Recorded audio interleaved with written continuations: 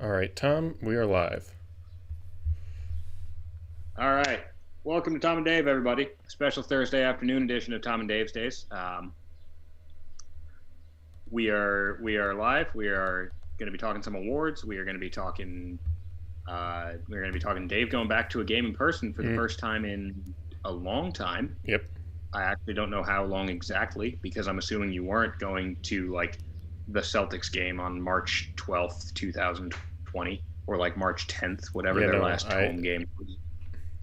I was trying to remember the last game I'd been to as well. I want to say I went to a game either in the winter of 2020 or in the fall of 2019, but I can't really remember what it was. I've seen the Heat multiple times over the last 5 years living in Boston, like when they come up here, but I've also seen a few other Right. games. Like I saw Bucks Celtics once. The best game I've been to, and I feel really lucky that I was able to go to this, was uh, I went to one of the 73-9 Warriors games. And Ooh. it was during their 25 game win streak to start the season. Oh And my it, God. it was awesome. It was it was amazing. It went to double overtime. Draymond had a what's it called, a 5x5. Oh Um, yeah. it A was stat that I feel like I never heard about until Draymond Green started having them. yeah, um, yeah. So that's definitely the best game I've went to. But yeah, I got to see Oh, Celtics that's Heat awesome. on the Tuesday night game.